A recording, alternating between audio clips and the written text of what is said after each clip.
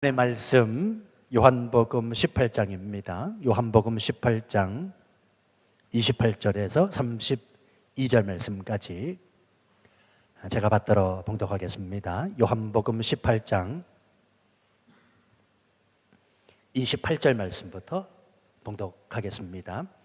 그들이 예수를 가야바에게서 관종으로 끌고 가니 새벽이라 그들은 더럽힘을 받지 아니하고 유월절 잔치를 먹고자 하여 관정에 들어가지 아니하더라. 그러므로 빌라도가 밖으로 나가서 그들에게 말하되 너희가 무슨 일로 이 사람을 고발하느냐? 대답하이르되 이 사람이 행악자가 아니었더라면 우리가 당신에게 넘기지 아니하였겠나이다. 빌라도가 이르되 너희가 그를 데려다가 너희 법대로 재판하라. 유대인들이 이르되 우리에게는 사람을 죽이는 권한이 없나이다 하니 이는 예수께서 자기가 어떠한 죽음으로 죽을 것을 가리켜 하신 말씀을 응하게 하려 함이로라. 아멘. 제가 기도하겠습니다. 아버지 하나님, 우리 찬양 받으신 거 감사합니다. 우리 기도 하나님께서 또한 받으신 줄 믿고 감사합니다. 하나님, 이 시간 주의 말씀 듣고자 마음과 귀문을 열어 하나님의 말씀 듣는 시간이오니 종의 모습 감추시고 하나님의 빛으로 친히 말씀하시되 말씀 듣고 삶이 회복되고 치유되는 경험 있게 하여 주옵소서. 말씀이 빛이오니 말씀하여 주옵소서. 그 빛 되신 말씀으로 이 땅을 승리하며 이 땅에서 하나님의 영광을 높이며 살아가는 우리가 되어지고 싶습니다. 오늘도 깨닫는 말씀 되도록 성령님 이끌어 주옵소서. 몸이 아파 나오지 못한 성도들도 있습니다. 긍휼히 여겨주시고 불쌍히 여기심으로 회복되는 역사 있게 하여 주옵소서. 예수님의 이름으로 기도하옵나이다. 아멘. 사람은 살아가는 목적이 분명해야 됩니다. 왜 사는가? 여기에 대한 분명한 답이 있어야 된다는 말이지요. 여러분에게 묻겠습니다. 여러분, 왜 사십니까? 대답해 보세요. 왜 이 땅을 살아가십니까? 아니, 왜 우물우물하세요, 이렇게? 여러분, 왜 사십니까? 예, 감사합니다. 가르쳐 주신 대로 하나님의 영광을 위하여 산다. 좋습니다. 자, 그러면요, 하나님의 영광을 위한 삶이라면 반드시 포기하고 끊어야 될 것이 있습니다. 여러분, 하나님의 영광을 위한 삶이 그냥 되어지는 삶이겠습니까? 정말로 하나님의 영광을 위해서 산다면 내 삶을 포기하는, 그리고 내 삶에서 끊어야 될 것을 끊어야 되는 무언가가 반드시 있어야 된다는 것입니다. 자, 여러분은 하나님의 영광을 위한 삶을 살기로 작정하면서 포기하고 끊은 것은 무엇입니까? 그냥 하나님의 영광에 위한 삶이 되어지지 않는다는 것이지요. 자, 그리고 또 한 가지 중요한 게 있습니다. 하나님의 영광을 위한 삶을 살기 위해서는 그 포기한 것과 그 끊은 것이 주님의 뜻인가를 점검해 볼 필요가 있습니다. 어려운가요? 아니요. 어려운 게 아니고요. 하나님의 영광을 위한 삶이 그토록 힘들다는 말입니다. 말처럼 쉬운 일이 아니라는 말입니다. 자, 우리가 믿는 예수님, 그분은 하나님의 영광을 위한 삶을 사셨습니다. 그래서 예수님이 포기하고 끊으신 것이 뭐냐면 하늘의 영광이었습니다. 하나님과 동등됨을 취하지 아니하시고 낮고 낮은 인간을 선택하셨습니다. 왜 그렇습니까? 그게 하나님 아버지의 뜻이었기 때문입니다. 자, 오늘 본문에서 예수님은 빌라도 앞에 서 계십니다. 근데 여러분, 이 지적으로 한번 이 본문의 말씀을 묵상해 보실 필요가 있습니다. 빌라도 앞이 웬 말입니까? 창조주 되시는 성자 하나님 되시는 그분이 피조물된 인간 빌라도 앞에서 재판받고 있다는 것이 이게 말이냐 되는 소리냐고요.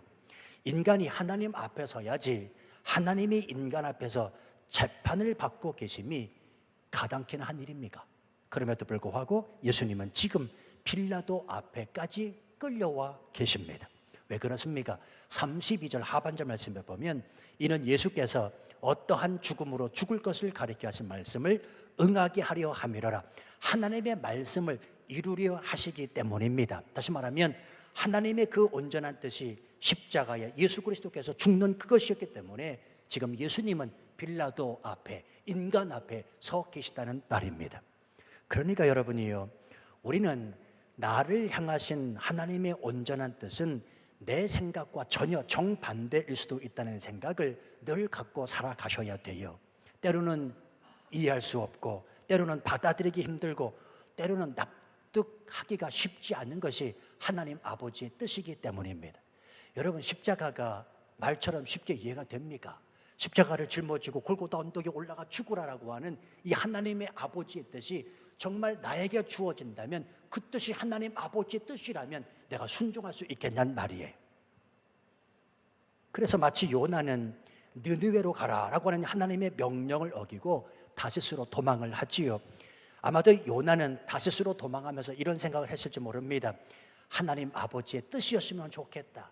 내가 지금 니느웨 성으로 행하지 않냐고 다시스로 도망하지만 이 다시스로 향하는 이 발걸음이 하나님 아버지의 뜻이었으면 좋겠다라는 생각을 수없이 많이 가졌는지도 모릅니다. 왜냐하면 니느웨는 죽었다 깨나도 가기 싫었거든요. 그곳은 이방인들이 사는 곳이었고 그들이 회개라도 하면 어떡합니까? 그런데 앞불사 니느웨 성의 사람들이 정말로 회개를 합니다. 물고기 뱃속에 들어가 3일 동안 철저하게 깨지고 난 뒤에 하나님께서는 요나를 드디어 니느웨 성으로 들어가게 하십니다. 니느웨 성으로 들어가 하나님의 말씀을 선포할 때 니느웨 성 사람들은 죄를 다 뒤집어 쓰고 통회하며 하나님 앞에 통곡합니다. 이 모습을 보고 요나가 짜증과 신경질을 내요. 요나서 4장 1절로 2절 3절 말씀에 보면 이런 말씀이 있습니다.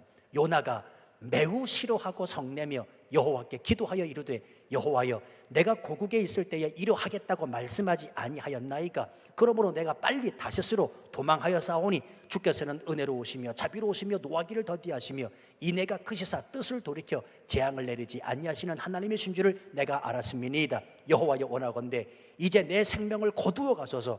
사는 것보다 죽는 것이 내게 나음이니이다 하니. 이런 짜증과 신경질을 하나님 앞에 내고 있습니다. 이때 하나님께서 뭐라고 4절에서 말씀하시냐면 여호와께서 이르시되 네가 성내는 것이 옳으냐, 네가 성내는 것이 옳으냐라고 책망하고 계십니다. 성도 여러분, 우리는 하나님 아버지의 뜻을 좋고 나쁨이 아니라 옳고 그름으로 판단하셔야 됩니다. 이거 굉장히 중요한 말입니다. 우린 하나님 아버지의 뜻을 내가 받아들여 좋고 나쁜 것으로 판단할 때가 얼마나 많은지 모릅니다. 그러나 하나님 아버지의 뜻은 옳고 그름으로 판단하셔야 됩니다. 왜냐하면 하나님의 뜻은 좋고 나쁨이 없거든요. 하나님의 말씀은 언제나 항상 옳기 때문입니다. 그래서 하나님의 말씀이 되기 때문에 그렇습니다. 지금 보세요. 십자가에서 죽으라. 이게 웬 말입니까? 받아들이기가 어렵습니다. 그럼에도 불구하고 예수님은 이 말씀이 하나님의 말씀이요, 그분의 뜻이요, 그 말씀하신 이가 하나님이시고 그분의 말씀은 항상 옳기 때문에 그 십자가의 죽음을 택하고 계신다는 사실입니다. 그래서 보십시오. 예수님이 오늘 본문에서 당당히 서 계십니다. 오늘 본문에서 그게 느껴지지 않으십니까? 예수님의 당당함, 왜냐하면 예수님은 옳은 일을 하고 계시기 때문에 그렇습니다. 여러분, 사람이요, 옳은 일을 하면 당당한 법입니다. 참되고 거짓이 없으면 사람은 당당해지는 법입니다. 자, 예를 들어서 지금 김 목사가 말씀을 전하고 있는데요, 이 말씀이 옳다라고 하는 이 확신 없이 어떻게 이 말씀을 전하나요? 여러분, 잘 한번 생각해 보세요. 하나님이 살아계시지 않는다면, 이 말씀이 거짓되고 진리가 아니라면 저는 사기꾼입니다.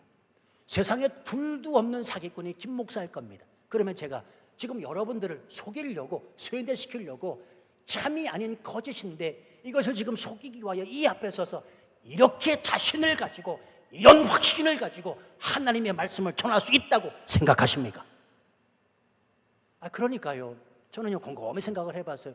왜 사람들이 그토록 확신을 가지고 자신감을 가지고 당당함으로 옳은 말씀을 전하는 그 하나님의 말씀을 받아들이기가 그렇게 힘든가? 예, 교만하기 때문입니다. 자기 힘으로, 자기 생각으로, 자기가 가지고 있는 것으로 다 할 수 있다고 하는 착각, 그것 때문에 하나님의 말씀을 제대로 받아들이지 않는다는 말입니다. 아니 보세요, 제가 지금 당당하게 전하고 있는 것이 느껴지시면 아멘. 조금 느껴지시는 것 같아요. 여러분 생각해 보시라고. 제가 지금 당당하게 이 말씀을 자신 있게 전하고 있습니다. 왜요? 하나님의 말씀은 참이요 거짓됨이 없이 말씀하시니까 하나님이시기 때문에 그렇다는 말입니다. 이 말씀을 묵상하면서 제가 또 한 가지 떠오른 것이 있었습니다. 그것은 뭔고 하면 당당한 것과 강한 것은 다르다는 겁니다. 여러분 잘 이 말씀 보세요. 예수님은 지금 당당하셨지만 강해 보이지는 않습니다. 그렇지요? 예수님은 한없이 지금 약해 보이십니다. 그래서 성경은 고난받는 예수님을 가리켜 이렇게 표현하고 있습니다. 그는 연한 순 같다. 도살장으로 끌려가는 어린 양이로다. 성도 여러분이요, 이 말씀에 권면하여 드립니다. 이 땅에서 강하게 살지 마시고 당당하게 사시기를 주님의 이름으로 축원합니다. 그게 바로 예수님의 모습이기 때문에 그래요. 우린 때때로 강한 것이 당당함인 줄 착각하며 살아갈 때가 얼마나 많은지 모릅니다. 제가 치앙마이에서 사람들을 만나보면요, 나름 강한 척해요. 뭐뭐 하는 척이 뭐라고 그랬습니까? 그건 교만이거든요. 근데 나름 연약하면서도 한없이 약하면서도 겉모습으로는 강한 척한다는 말입니다. 왠 줄 아세요? 솔직히 어느 분이 저한테 이런 말씀 하시더라고요. 목사님, 적어도 치앙마이에서 살려면요 강해 보여야 합니다. 그래야 남들한테 무시 안 당하고 살거든요. 이런 이야기를 하시는 분 있었어요. 그때 제가 그분한테 이런 말씀 드렸습니다. 강하게 살지 마시고 당당하게 사십시오. 그리스도인은 강하면 안 됩니다. 당당하게 사는 겁니다. 그것이 예수 그리스도의 모습이기 때문에 그렇습니다. 그 당당함은 어디서 옵니까? 하나님의 말씀에서 옵니다. 그 당당함은 하나님의 말씀을 믿는 그 믿음에서 오거든요. 하나님이 나와 함께 하시고 나와 함께 하실 뿐만 아니라 나를 끝까지 사랑하신다라고 하는 이 분명한 믿음에서 나의 당당함이 나온다는 말입니다. 그래서 성경에도 이런 말씀이 있습니다. 고린도서 12장 10절 말씀에 보면 약한 것이 곧 강함이라. 여러분 이게 이해되십니까? 이게 역설적 진리죠. 파라독스. 약한 것이 강한 것이라. 성경은 그렇게 가르쳐주고 있습니다. 약한 것이 강함이라. 그리고 고린도전서 1장 27절 하나님은 세상의 약한 것들을 택하사 강한 것들을 부끄럽게 하신다라고 말씀하고 있습니다. 그러니 하나님 아버지가 저와 여러분들 향하여 원하시는 마음은 강한 척하며 사는 것이 아니라 하나님의 말씀을 믿는 그 믿음 가지고 당당하게 사는 것이라는 말입니다. 왜 그렇습니까? 그게 오늘 본문에 보여지는 예수님의 모습이기 때문에 그래요. 연하디 약한 모습으로 그러나 당당하게 그 예수님이 가야바에게서 이제는 관종으로 끌려가십니다. 28절 보세요. 그들이 예수를 가야바에게서 관종으로 끌고 가니 새벽이라. 자, 여기서의 관정은 로마 총독인 빌라도의 관절을 말합니다. 저는 여기를 가봤습니다. 네, 빌라도 관정이라 조그맣더라고요. 또 그곳에서 또 한없이 서서 묵상했습니다. 2000년 전에 예수님께서 이곳에 서 계셨구나. 아니 저곳에 계셨을까? 이곳에 계셨을까? 나름 또 그 생각을 하면서 그 관정 앞에 섰었습니다. 지금 예수님께서 새벽에 총독 빌라도의 관정 앞에 끌려나오고 계십니다. 근데 여러분 새벽이라는 이 본문이 밝혀지고 있는데요, 이것은 이 재판이 아주 잘못된 재판이고 불공정하고 불법적인 있을 수 없는 재판임을 지금 기록해주고 있습니다. 자, 생각해 보십시오. 아니 세상에 새벽에 열리는 재판이 있습니까? 예? 새벽에 열리는 재판이 있냐고요. 또 있다 손치더라도 새벽에 재판이 열린다면 그건 불공정한 불법적인 재판입니다. 잘못된 것이란 말입니다. 근데 지금 예수님은 새벽에 재판을 받고 계십니다.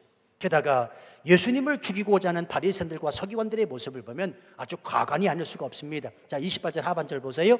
그들은 더럽힘을 받지 아니하고 유월절 잔치를 먹고자 하여 관정에 들어가지 아니하더라. 지금 바리새인들과 서기관들은 빌라도 관정에 들어가지 않고 밖에서 예수님을 고발하고 있습니다. 왜요? 이유가 있습니다. 이 날이 무슨 날이냐면 유월절이거든요.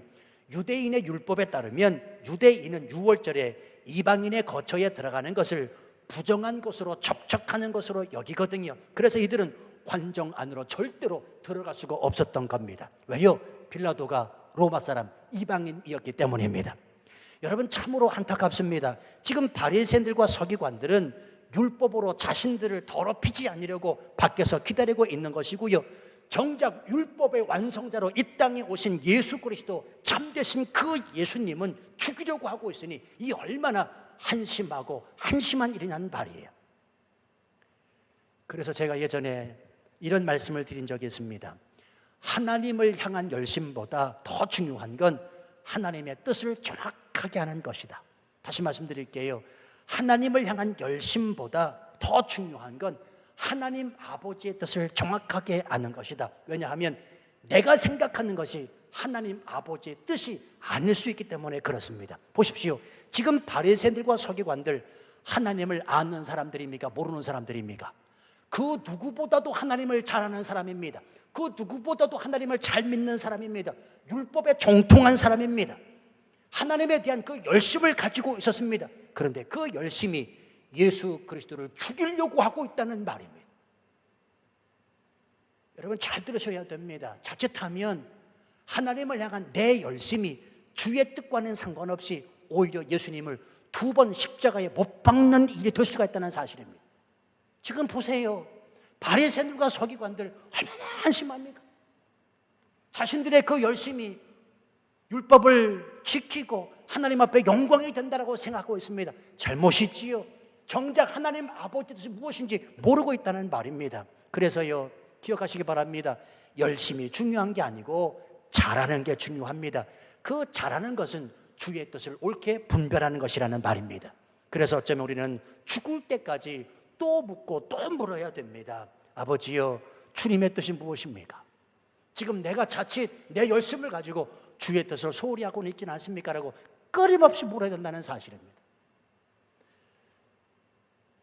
뭐 지나간 얘기지만 이 건물 지을 때요, 이 예배당 지을 때 제가 힘들었던 부분 바로 그런 기도 때문에 그렇습니다. 끊임없이 물었거든요. 하나님 앞에 2년 반 동안 이거 10개월이면 끝날 공사였잖아요.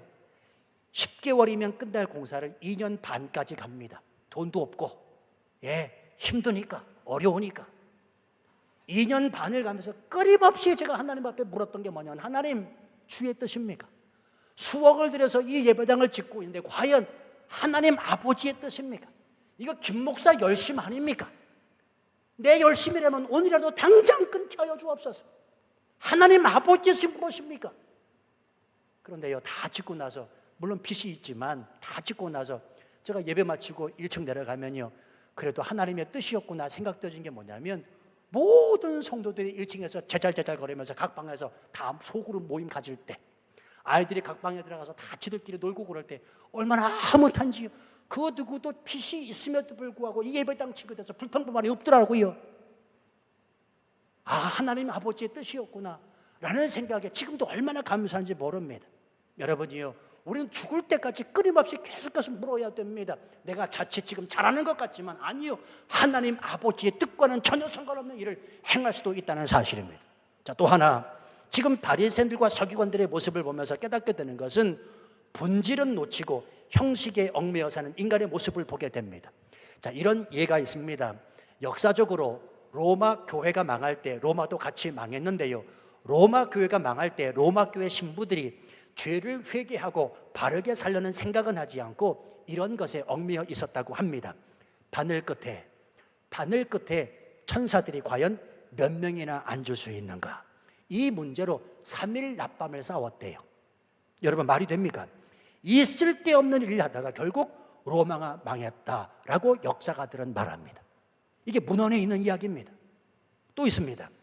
러시아 교회가 부패될 때 러시아에 공산혁명이 일어났지요. 그런데 그 혁명이 일어나기 전에 러시아 교회 신부들이 모여서 한 일이 무엇인 줄 아십니까? 미사를 집례할 때 황금색 가운을 입어야 되나 빨간색 가운을 입어야 되나 하는 것으로 일주일간 싸웠다는 것입니다. 여러분, 빨간색을 입든지 황금색을 입든지 그게 뭐가 그렇게 중요합니까? 근데 그것 때문에 밤낮 없이 싸우다가 결국은 공산혁명이 일어났다고 문헌이 또 기록해주고 있습니다. 제가 강도사 시절에요, 우리나라 큰 교단 총회에서도요, 한참 논란이 된 것이 교계신문에 기사화된 것이 있습니다. 우리 선교사님들 계시는데 아마 아실 거예요. 그게 뭐였냐면 축도할 때 목사가 축도하잖아요. 죽어나온 나이다, 이게 맞습니까? 아니면 축원할지어다. 뭐가 맞아요? 대답해 보세요. 축원하옵나이다. 축도할 때 그렇게 하잖아요. 또는 영원히 함께 계실지어다. 뭐예요? 헷갈리네 갑자기요. 축원하옵나이다 하고 영원히 함께 계실지어다 있잖아요. 자, 어느 게 맞습니까? 어느 게 맞아요? 정답은 둘 다 맞지요. 둘 다 맞지요. 그런데 이게 맞다 저게 맞다라고 싸웠다니까요. 진짜 이현문 선교사님 그 교단이에요. 그 교단이 합동교단. 축원하옵나이다. 영원히 계실지어다. 이게 뭐가 중요합니까? 이거 갖고 싸웠다니까. 이게 교계 신문에 나왔습니다. 그래서요, 일부 목사님들이 하는 얘기가 그때 그 신문 기사 나고 많은 성도들이 빠져나갔대요. 그러니까 본질에 치중해야 되는데 형식에 얽매여서 이게 옳다 저게 옳다라고 말하고 있으니 얼마나 답답한 일입니까? 여러분이요, 본질이 중요합니다. 형식이 중요하지 않다는 말입니다. 지금 본문의 바리새인들과 서기관들은 본질을 놓치고 형식적인 그것에 얽매인 모습을 보이고 있습니다. 여러분, 교회가 본질을 잃으면 그때부터 교회는 부패하기 시작을 하는 겁니다. 다름이 아닙니다. 목사가 교회를 개척할 때 그 초심의 마음을 잃어버리면 교회는 썩어지게 되어 있습니다. 성도가 하나님의 말씀 예수 그리스도가 본질이 되지 않으면 그때부터 타락하기 시작한단 말입니다. 우리는 정신을 그래서 바짝 차려야 됩니다. 본질이 무엇인가? 형식은 바뀌어질 수 있지만 그 본질 자체는 전혀 바뀌어질 수가 없지요. 그 본질을 붙잡고 싸워야 된다는 말입니다. 세계 제3대 피자를 아십니까? 피자헛, 도미노, 그리고 리틀 시저스래요. 모르시는 분은 상식적으로 이렇게 머릿속에 기억해 두시면 좋을 것 같아요. 세계 3대 피자 회사, 피자헛, 도미노, 리틀 시저스. 이 세 회사는 저마다 독특한 판매 전략을 내세우는데요. 피자헛은 다양한 메뉴를, 그리고 도미노는 남보다 빠른 배달을, 그리고 리틀 시저스는 싼 가격을 판매 전략으로 내세운다 합니다. 그런데 최근에요, 파파존스라고 들어보셨죠? 여러분들은 피자를 잘 안 먹으시는 모양이에요. 피자를. 파파존스라고 하는 회사가 돌풍을 일으키고 있대요. 30대 젊은 사장 슈네트가 만들었는데 매출이 매년 배 이상 오르고 있고요. 조만간 전문가들은 앞으로 이 파파존스가 기존 3대 피자 회사를 앞자를 것이다, 이렇게 말을 하고 있습니다. 자, 그렇다면 파파존스는 무엇으로 승부를 걸었을까요? 예, 다름이 아닙니다. 피자의 본질로 승부를 걸었습니다. 그렇다면 여러분, 피자의 본질이 무엇입니까? 그건 두말할 것도 없이 맛이죠, 맛. 아니, 피자가 맛있으면 되는 거지. 그렇잖아요. 뭘 빠르게 배달하고 다양한 메뉴, 그거보다 더 중요한 건 맛있으면 됩니다. 맛있으면 판매가 되는 거예요. 그래서 이 회사는 맛의 승부를 걸었다는 겁니다. 그것으로 게임이 끝났다는 말입니다. 마찬가지입니다. 성도 여러분, 신앙생활의 본질이 무엇입니까? 그건 예수 그리스도, 그분을 온전히 붙잡는 것입니다. 하나님의 말씀이 기준되는 삶이라는 말입니다. 그 예수님에게 마음을 쏟아 감사해서 드리는 것이 뭐냐면, 그래서 예배 아니겠습니까? 그러므로 여러분 꼭 기억하십시오. 신앙생활의 전부는 예배라고 해도 과언이 아닙니다. 예배를 통해서 은혜 받고, 예배를 통해 하나님께 영광을 돌리고, 예배를 통해 하나님 나라 확장을 이루는 것이라는 말입니다. 그래서 그 예배 안에 기도도 들어가 있고 찬양도 들어가 있고 헌금도 다 예배 안에 들어가 있는 것 아니겠습니까? 성도의 됨됨이는 예배로 평가받는다는 사실을 꼭 기억하실 필요가 있습니다. 얼마나 많이 봉사했는가? 아닙니다. 얼마나 많이 가르치고 교육했는가? 그것도 아닙니다. 얼마나 구제했는가? 그거 아니에요.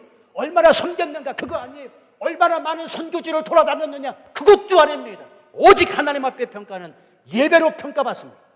그가 예배자인가? 그가 참된 예배자로 하나님 앞에 서 있는가? 그가 날마다 예배를 구도하고 있는가? 그 예배로 하나님은 저와 여러분을 평가하신다는 사실입니다. 선교사님들 계신데요, 선교사님들에게도 제일 중요한 게 뭐냐면 예배입니다.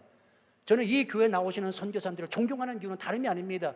예배를 소중히 여기고 계시기 때문에 그래. 예배를 소홀히 하지 않습니다. 그분들 다 그냥 집에서 예배 드리면 되잖아요. 목사님들이신데. 그럼에도 불구하고 이 로컬 처치를 찾아 나온다는 것은 예배가 무엇인지 안다는 사실입니다. 존 파이퍼라는 사람은 그런 말 하잖아요. 선교의 본질은 예배에 있다. 예배가 우선이라는 말입니다. 예배가 있고 선교입니다. 잊으시면 안 됩니다. 그 예배가 교회의 본질이 되어야 됩니다. 성도의 본질이 되어야 됩니다. 그 예배 안에 예수 그리스도께서 높임을 받으시고 영광을 받으시기 때문에 그렇습니다.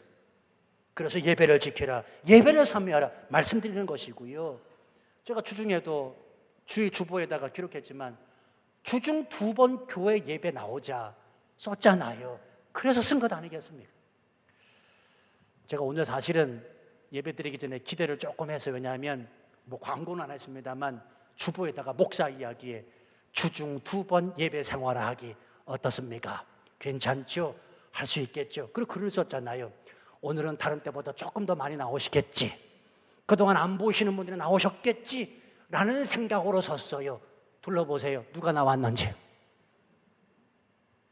그 목사 이야기를 그래서 썼는데도 불구하고, 예배를 지키라고 예배를 삼으라 그렇게도 얘기했는데도 불구하고 안 들어요. 아니, 듣고 싶지 않은 거지요. 모르겠어요. 뭐가 그렇게 바쁜지, 뭐가 그렇게 힘들고 어려운지. 여러분이요, 성도는 예배로 평가받습니다. 물론 예배 횟수가 중요한 건 아닙니다. 그러나 마음이 있는 곳에 발걸음이 옮겨지게 되어 있어요. 하나님은 그 마음을 보시고요. 그래서 우리는 예배를 끝까지 삼아야 된다는 말입니다. 자, 그래서 어쩔 수 없이 오늘 본문 말씀, 바리새인들과 서기관들은 유대인이 관정으로 들어가지 못하니까 이방인인 빌라도가 밖에까지 나오게 됩니다. 29절 보세요. 그러므로 빌라도가 밖으로 나가서 그들에게 말하되 너희가 무슨 일로 이 사람을 고발하느냐? 이에 대답합니다. 30절 대답하여 이르되 이 사람이 행악자가 아니었더라면 우리가 당신에게 넘기지 아니하였겠나이다. 이 사람이 행악자가 아니었더라면 이라는 말은 총독의 입장에서는 굉장히 무례한 대답입니다. 왜냐하면 이 말의 뜻은 우리가 이미 조사를 다 했으니 당신은 그저 우리가 고발하는 대로 따르기만 합니다 라는 말이거든요. 이에 대해서 빌라도가 한마디 합니다. 31절 빌라도가 이르되 너희가 그를 데려다가 너희 법대로 재판하라. 이 말은 그렇다면 내게 못 들어왔냐? 이런 말이에요. 그렇다면 내게 못 들어왔냐? 이 사람이 행악자가 아니었더라면 우리가 다 조사했습니다. 이 사람은 행악자가 많습니다. 맞습니다. 이 사람은 신성목독을 한 사람입니다. 이 사람을 고발합니다. 이 사람을 죽여야 됩니다. 근데 빌라도는 그렇다면 내게 뭐하러 왔냐? 라고 말을 합니다. 이때에 또 그들이 뭐라고 말하는지 31절 하반절 보세요. 유대인들이 이르되 우리에게는 사람을 죽이는 권한이 없나이다. 지금 이 말 속에는 두 가지 의미가 있습니다. 첫 번째는 로마 식민지하에서 유대인들에게는 사형 선고와 집행이 금지되어 있다는 것이고요. 두 번째, 이들 바리새인들과 서기관들은 어떻게 하셔든지 예수님을 죽이고자 하고 있다는 것입니다. 성도 여러분이요, 우리는 여기서 굉장히 중요한 사실을 깨닫게 됩니다. 예수님의 죽음이 그냥 죽음이 아니라는 것입니다. 지금 일련의 이 벌어지는 모든 상황과 과정은 철저히 어느 계획된 각본에 의해서 진행되고 있다는 사실을 유념하실 필요가 있습니다. 그 각본은 말할 것도 없이 하나님의 섭리와 계획입니다. 우리가 선지식에 있어서 알지요? 성경은 예수님의 십자가 순환을 예언하면서 아주 구체적으로 이런 예언을 해주고 있습니다. 마태복음 20장 19절 말씀에도 보면 이방인들에게 넘겨주어 그를 능욕하며 채찍질하며 십자가에 못 박게 하리니, 무슨 말입니까? 예수님은 반드시 십자가에 죽으셔야 한다는 것입니다. 다른 죽음은 없다는 것이고요. 이방인에 속여서 죽어야 한다는 것입니다. 왜요? 그래야 하나님의 말씀 예언이 맞아 떨어지기 때문에 그렇습니다. 여러분, 이 본문의 말씀을 유심히 보아야 하는데요, 만약에 빌라도가 새벽에 찾아온 이 유대인들이 자신에게 하는 행동과 말을 기분 나쁘게 받아들여서 예수님을 그들의 손에 넘겨주었더라면 어떻게 됐을까요? 오늘날 예수 그리스도가 지신 이 십자가는 존재하지 않았습니다. 왜냐하면 로마 식민지하에서 유대인들이 사람을 죽이는 권한은 없었지만 종교 재판은 허용이 됐고요. 그 종교 재판에서 최고의 극형은 돌로 사람을 쳐 죽이는 것이거든요. 그러니까 모르긴 몰라도 빌라도가 지금 이 재판을 거부했다거나 그래서 유대인들의 손에 예수님이 넘겨졌더라면 예수님은 100% 유대인들의 돌에 맞아 죽으셨을 겁니다. 그렇게 되면 이 십자가는 존재하지 않았습니다. 자, 그러면 예수님은 왜 꼭 십자가에 죽으셔야 됐는가? 오늘 본문도 그 말씀을 해주고 있는 겁니다. 32절 보세요. 이는 예수께서 자기가 어떠한 죽음으로 죽을 것을 가르쳐 하신 말씀을 응하게 하려 함이로라. 말씀을 응하게 하려 함이로라. 예수님은 모세가 광야에서 뱀을 든 것 같이 들려야 했기 때문에, 다시 말하면 반드시 십자가에 달려 죽는 것이 하나님 아버지의 뜻이었기 때문에 그는 십자가에 달려 죽으실 수밖에 없었다는 사실입니다. 그러므로 예수님의 십자가 죽음은 그냥 죽음이 아니고 철저하게 하나님의 뜻과 섭리에 의해서 진행되고 있음을 말해줍니다. 성도 여러분이요, 우리가 이 땅을 살면서 때로는 도저히 이해되지 않는, 받아들일 수 없는 사건들이 일어나곤 합니다. 그 어느 한 가지만 생각하면 머리가 지끈지끈 아픕니다. 죽고 싶을 정도의 십자가라 생각되는 그것이 내 앞을 가로막을 때도 있습니다. 왜 내가 이 땅에서 이렇게 살아가야만 하는가? 어느 그 사람을 생각하면 화도 나고요, 재미도 없어지고요, 너무 지치고요, 살맛이 나지 않는 분도 계실지 모르겠습니다. 그런데 기억하십시오. 내 삶에서 일어나는 그 모든 일련의 상황과 과정들은 하나님의 철저한 계획된 각본에 의해서 움직이고 있음을요. 보십시오. 죽음도 하나님이 간섭하고 계십니다. 하나님의 뜻에 의해서 정확하게 예언이 성취되면서 그 예수 그리스도의 십자가 사건이 진행되고 있다는 말입니다. 성도 여러분, 그렇다면 하나님의 자녀로, 하늘나라 백성으로 이 땅을 살아가고 있는 내 삶에서 하나님이 내 삶에 간섭 안 하실 리가 있겠습니까? 기억하십시다. 하나님은 내 삶에 간섭하고 계십니다. 내 삶에 개입하기를 원하십니다. 내가 이해되어지지 않냐고, 받아들일 수 없고 납득되지 않지만, 그러나 내 삶의 모든 일련에 되어지는 과정들은 하나님의 절대 주권으로 간섭된 일이요, 개입된 일이라는 사실입니다. 무슨 얘기입니까? 말씀을 응하게 하려 함이로라. 말씀을 응하게 하려 함이로라. 하나님은 아무리 힘들고 지치고 어려운 내 삶에서도 하나님의 말씀이 내 삶 가운데 이 땅에서 이루어지기를 원하신다는 사실입니다. 그래서 그 유명한 교부 어거스틴은 이런 말을 했습니다. 하나님께서는 악한 인간의 의지를 통하여 자신의 의로운 의지를 성취시킨다. 그렇습니다, 여러분.